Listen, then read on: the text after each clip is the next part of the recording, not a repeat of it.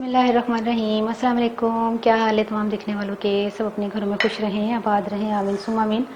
आज हम आलू के पकोड़े बना रहे हैं और वो भी क्रिस्पी वाले। किस पर जोर है? क्रिस्पी पर। और क्रिस्पी कैसे होंगे मैं आपको आज बता देती हूँ। और ये रमज़ान की रेसिपी में आप इसको नोट कर लीजिएगा, बना लीजिएगा। अव्वल तो इसको पहले भी बना लें और टेस्ट चख लें, अच्छा लगे तो रमज़ान में आसानी हो जाएगी। ठीक है, इतना ख़र्चा नहीं है।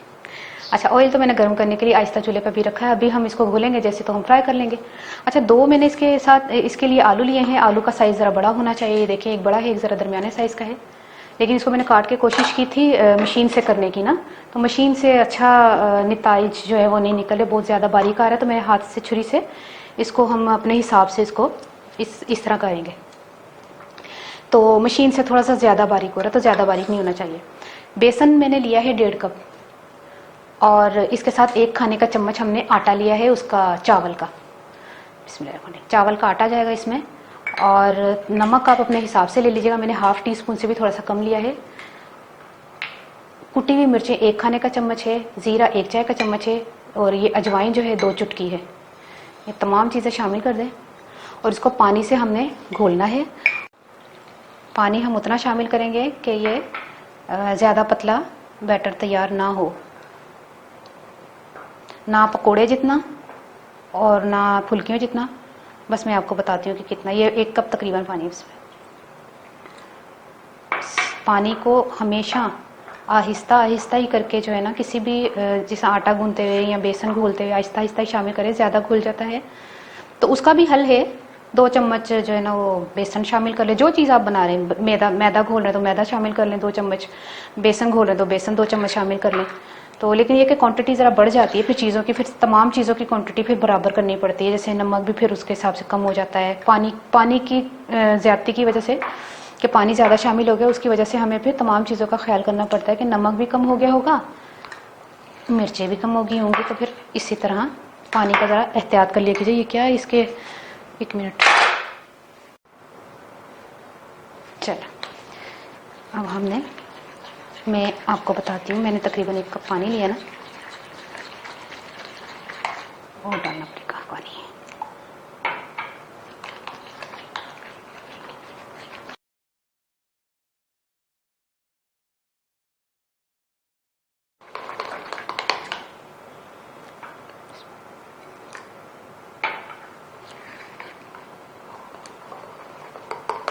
चूँकि हमने इसमें चावल का आटा शामिल किया, इसलिए थोड़ा सा पानी इसमें ज़्यादा जाएगा। जितना हम बेसन घोलने के लिए इस्तेमाल करते हैं उससे थोड़ा सा ज़्यादा जाएगा।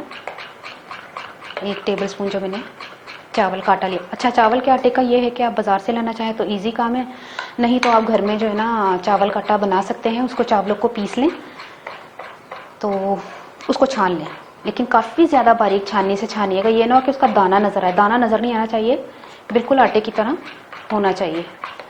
दाना नज़र आएगा तो क्या फ़ायदा, फिर वो चावल का आटा तो ना हुआ ना, फिर तो फिरनी की तरह का हो जाएगा कि फिरनी में थोड़ा सा दाना होता है। थोड़ा सा, तकरीबन आधा चम्मच मेरे हिसाब से। और ये देखिए पूरा 1 कप गया है, लेकिन 1 खाने का चम्मच बच गया है। 1 कप से 1 खाने का चम्मच कम पानी गया है। ये मैंने आपके सामने इसीलिए खोला है कि आपको क्लियर जो है वो समझ आ जाए। वरना 2-2 मिनट की भी रेसिपीज़ होती हैं जो म्यूज़िक वाली होती हैं, वो भी आप देख सकते हैं उनको भी। लेकिन ये कि फिर समझाने वाला तरीका जो है ना वो मेरा ही है। कई लोग कहते हैं लंबी वीडियो, तो बहुत से लोग पीछे हट गए लंबी वीडियो की वजह से, क्योंकि उनको समझना नहीं है ना, उन्होंने सिर्फ म्यूज़िक सुनना होता है। तो म्यूज़िक वाले म्यूज़िक की तरफ चले गए, मैं तो बोलती हूँ। अच्छा, ये है, घोल लिया मैंने। ठीक है, अब मैं बताती हूँ कि आलू को हमने किस तरह काटना है। चाहे तो आप इस तरह काट सकते हैं जैसे बाज़ार में मिलते हैं लंबे। लगता छुरी लगी है उसमें मुझे। अच्छा, ऐसे काट सकते हैं। अभी तो इसकी सेटिंग बनानी है ना, ये देखें, ये होता है। हाँ, चाहे तो आप इस तरह भी काट सकते हैं, जैसे बाज़ार में हम पकोड़े लेने जाते हैं ना, तो इस तरह के साइज़ के भी होते हैं, ये अच्छे लगते हैं। ये चलो 1-2 हम इसका कर लेते हैं, बाकी का ये जो बड़ा आलू है ना, इसका ज़रा चौड़ा अजीब सा लगेगा, ये यहाँ से कर लेते हैं क्योंकि यही साइज़ पड़ जाएगा हमें।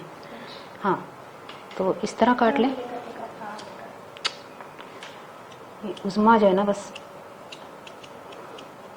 ये देखें, ये देखें ना साइज़, तो आपको मैं बता दूँ, वरना उससे तो मैं कटर से करने को कर लेती, लेकिन थोड़ा सा ना इतना होना चाहिए, क्योंकि इसको पकना है, अभी गल जाएगा। इसी हाँ, इसी तरह हम तमाम को करके बताते हैं।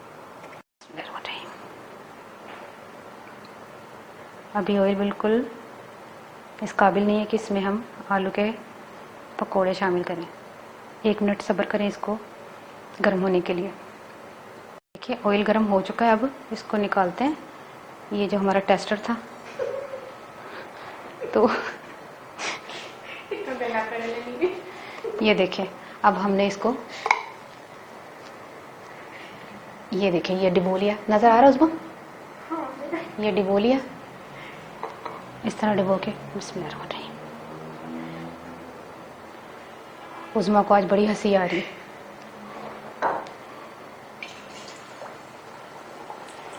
ये देखिए, लंबे लंबे कतले बनाने हैं या वो उसके छोटे छोटे आलू, ज़रा लेकिन बड़ा ले लीजिएगा, ताकि आलू के ऊपर डिपेंड करता है। लेकिन जब इस तरह की साइज़ के काटने ना आपने, तो कढ़ाई बड़ी ले लीजिएगा, या फिर कतले थोड़े कम शामिल कीजिएगा, जैसे 2-3 करके ना। काम वैसे जल्दी हो जाता है, इतना मुश्किल काम नहीं है। ये देखिए, हमने 3 शामिल कर दिए। अब मैं इसको थोड़ी देर में, तकरीबन 1 मिनट में मैं पलटती हूँ। फ्लेम आपने मीडियम रख लेना। जैसे ऑयल गर्म हो जाए, इस काबिल, इतना भी नहीं ज़्यादा गर्म होना चाहिए ऑयल के, आपने आलू के ये कतले शामिल किए तो वो जल ही जाएं, क्योंकि आलू ने भी तो गलना है ना। माशाल्लाह से यकीन करें, पलटा ही नहीं जा रहा, इतने क्रिस्पी हैं।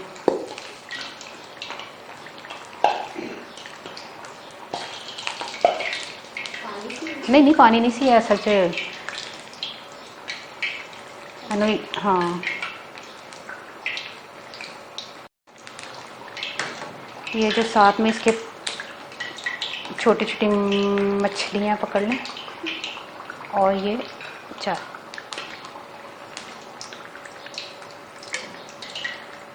अरे 3-4 जा सकते थे, मेरे डर गई, मेरे को वो आलू का साइज जो लंबा है ना, तो फिर चलो खैर, पलटने में आसानी हो जाती है।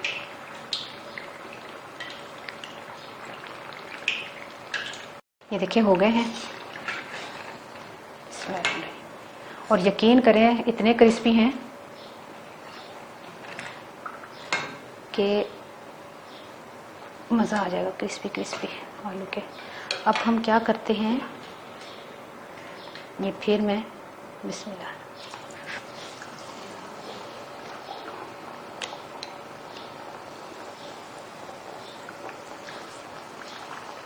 इसी तरह हम तमाम को बिस्मिल्लाह करके बताती हूँ। ये देखिए हो गए हैं ये भी आलू। अब आखिरी का जो है वो परागा हम निकाल रहे हैं। अब इसका चूल्हा बंद करते हैं।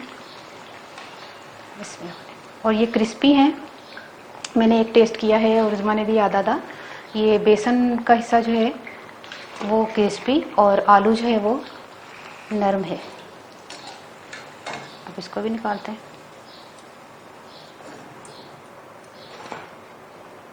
ये देखिए क्रिस्पी से बन गए हैं। ये ऊपर से जो मेज़ा है ना, ये क्रिस्पी है, तो अंदर से आलू जो है वो सॉफ्ट है।